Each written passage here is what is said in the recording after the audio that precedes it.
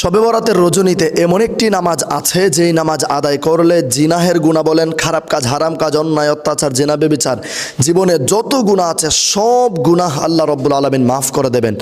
আল্লাহ রব্বুল আলামিন সূরাতুদ দুখানের 1 থেকে 4 নম্বর আয়াতে আল্লাহ রব্বুল আলামিন বলেছেন, এই রহমতময় রজনীতে যারা যেইটুক আল্লাহ পাকের দাসত্ব করবে সেইটুক অনুযায়ী আল্লাহ রব্বুল আলামিন তাদেরকে রহমত বন্টন করবেন। সুবহানাল্লাহ। আল্লাহর কোনো বান্দা বান্দিনী যদি শবে বরাতের রজনীতে 8 রাকাত নামাজ এই নিয়মে আদায় করে, এটা শবে বরাতের নামাজ না, এটা গুনাহ মাফের নামাজ।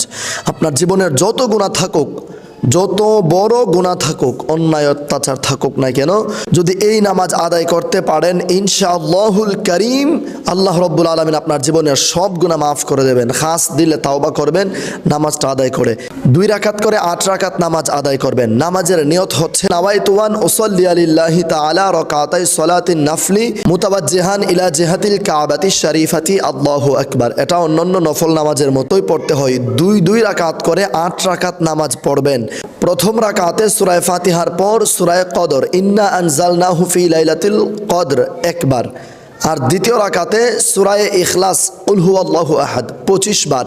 যদি আল্লাহর কোনো বান্দা বান্দিনী পবিত্র শবে বরাতের রজনীতে অর্থাৎ রাত্রে এই 8 রাকাত নামাজ আদায় করে 2 রাকাত করে প্রথম রাকাতে একবার ইন্না আনজালনাহু ফি লাইলাতিল কদর এবং দ্বিতীয় রাকাতে 25 বার সূরা ইখলাস পাঠ করার পর আল্লাহ রব্বুল আলামিনের দরবারে যদি সে দোয়া করে, খাস দিলে তাওবা করে, আল্লাহ রব্বুল আলামিন তার জীবনের যত গুনাহ আছে সকল গুনাহ মাফ করে দেবেন। সুবহানাল্লাহি ওয়া বিহামদিহি সুবহানাল্লাহিল আযীম। এই 8 রাকাত নামাজ আদায় করে 100 বার দুরূদ শরীফ পাঠ করবেন মন থেকে মহব্বত নিয়ে। এরপর আল্লাহর দরবারে দোয়া করবেন আপনার জীবনের যত গুনাহ আছে, যত অন্যায় আছে, যত অত্যাচার করেছেন, জীবনে যত পাপ করেছেন সকল পাপ আল্লাহ রব্বুল আলামিন ক্ষমা করে দেবেন। এমনকি যদি আপনি ভুল করে কোনো শিরকও করে থাকেন, ভুল করে যদি আপনি শিরক করে ফেলেন, যেমন আপনি কোনো সময় কারুর ধোকায় পড়ে আপনি আল্লাহর সাথে শিরক করে ফেলেছেন। শিরক বলতে আপনি কোনো দেবদেবীর পূজা করে ফেলেছেন, আপনি আল্লাহ রব্বুল আলামিনের সাথে অন্য কাউকে শরিক করে ফেলেছেন, মানে আপনি অন্য কেউ আপনাকে ধোকা দিয়েছে, তার ধোকায় পড়ে আপনি সাময়িক একটু সময়ের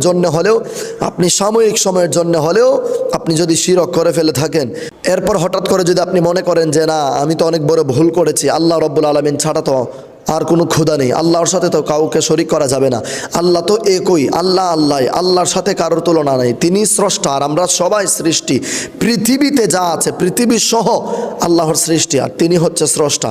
তো এমনইভাবে যদি আপনার কোনো কুফরিও হয়ে যায়, কোনো শিরকও হয়ে যায়, পরে আপনি বুঝতে পেরেছেন কিন্তু আল্লাহ রব্বুল আলামিনের দরবারে শিরকের গুনাহ কোনো সময় মাফ হয় না। কিন্তু আপনি যদি এইভাবে এই 8 রাকাত নামাজ আদায় করে আল্লাহ রব্বুল আলামিনের দরবারে তাওবা করতে পারেন, আল্লাহ রব্বুল আলামিন মাফ করে দেবেন। মনে রাখবেন, কোনো জিনাখুরও যদি জিনা করার পর আল্লাহ রব্বুল আলামিনের দরবারে ক্ষমা চাই এই 8 রাকাত নফল নামাজ আদায় করার পরে এই নিয়মে, ইনশাআল্লাহুল কারীম, ইনশাআল্লাহু আজ্জা ওয়া জাল, আল্লাহ রব্বুল আলামিন তার জীবনের সকল গুনাহ খাতা মাফ করে দেবেন। এই রহমত মণ্ডিত, বরকত মণ্ডিত এই রজনী কেউ হাতছাড়া করবেন না। শবে বরাতের রজনীর আগের দিন একটা রোজা রাখুন, পরদিন একটা রোজা রাখুন, অর্থাৎ সোমবার একটি, মঙ্গলবার একটি, বুধবার একটি, 3 দিনে 3টা রোজা রাখুন। আর যদি 3টা রোজা নাই রাখেন 2টি রাখুন, যদি 2টি নাও রাখেন অন্ততপক্ষে একটি হলেও শবে বরাতের রজনীর দিন অথবা এরপর দিন শবে বরাতের রজনীতে নফল নামাজ আদায় করে, ইবাদত করে, রাতে সাহরি খেয়ে ফজর পড়ে ঘুমান, পরদিন রোজা রাখুন ইনশাআল্লাহ। অন্ততপক্ষে একটি হলেও রোজা রাখার চেষ্টা করবেন। আর এই রহমতের রজনী যেন কারোর মিস না হয়।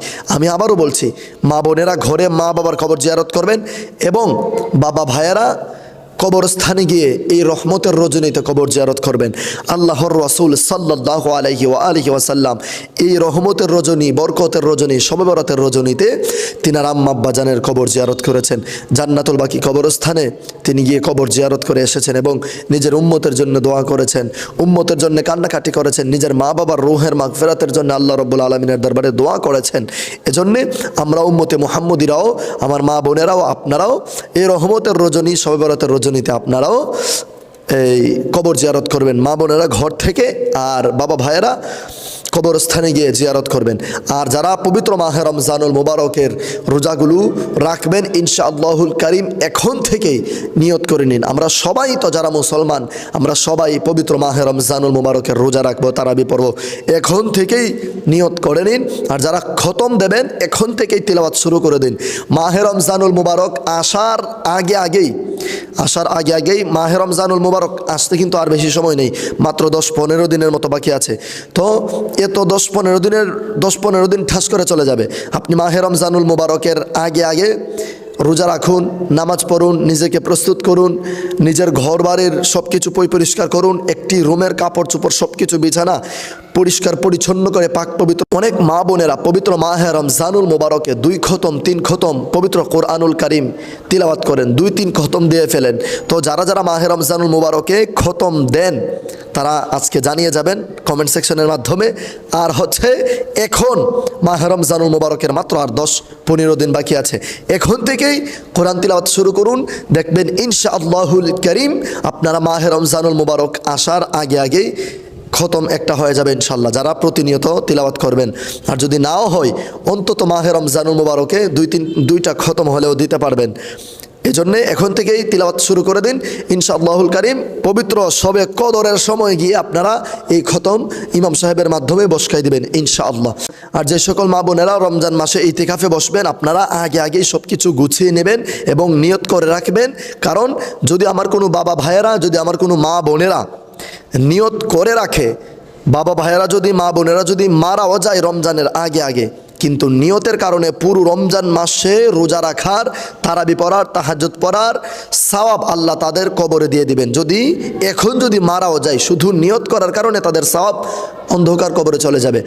আর যদি আমার কোনো মা বোনদের পিরিয়ড কিংবা ঋতুস্রাব বা হায়েজ নেফাস হয়, সেই ক্ষেত্রেও আপনারা রোজা না রাখলেও শুধু এখন নিয়ত করলেই আপনাদের নিয়তের কারণে পুরো মাস রোজা রাখার সওয়াব আপনাদের আমল নামায় লিপিবদ্ধ হয়ে যাবে।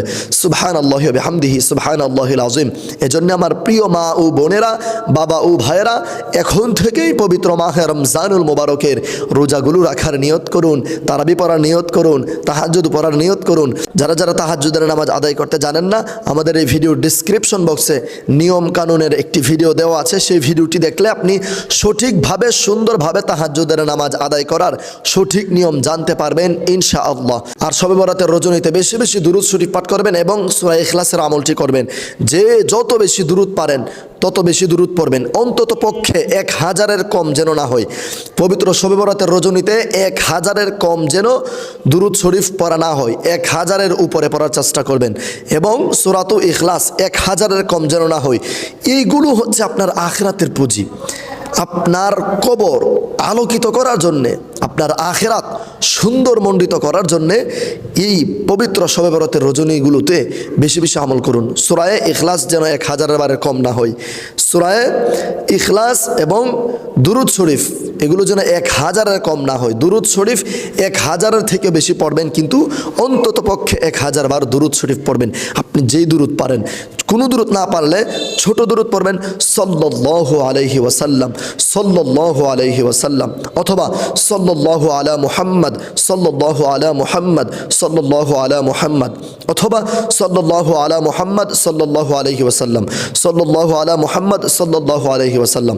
এগুলো একদম ছোট ছোট দুরূদ। এগুলো যদি আপনি পড়েন, 1000 বার পড়া কোনো ব্যাপার না, ইনশাআল্লাহ পড়তে পারবেন। এগুলো পড়লে আপনার রহমত বরকত দুনিয়াতে পাওয়া শুরু করে দেবেন। আপনি দুনিয়াতে থাকতেই রহমত পেয়ে যাবেন, দুনিয়াতে থাকতেই আপনি আখিরাতের পুঁজি রেডি করে ফেলতে পারবেন ইনশাআল্লাহ। প্রিয় দর্শক শ্রোতা মণ্ডলী, আশা করছি আপনারা সকলে বুঝতে পেরেছেন।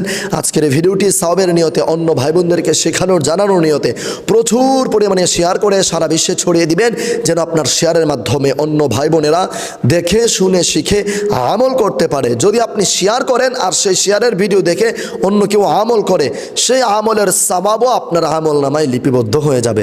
আপনি যদি আমল নাও করেন, শেয়ার করেন, শেয়ার করার কারণে অন্য কেউ দেখে শিখে আমল করলে তার আমলের সওয়াব আপনারও হবে, তারও হবে। সুবহানাল্লাহ। আর এইরকম গুরুত্বপূর্ণ দোয়া ও আমলের ভিডিও পেতে আমাদের এই পেজ এবং ইউটিউব চ্যানেল সাবস্ক্রাইব করে আমাদের সাথেই থাকুন। আসসালামু আলাইকুম ওয়া রাহমাতুল্লাহ।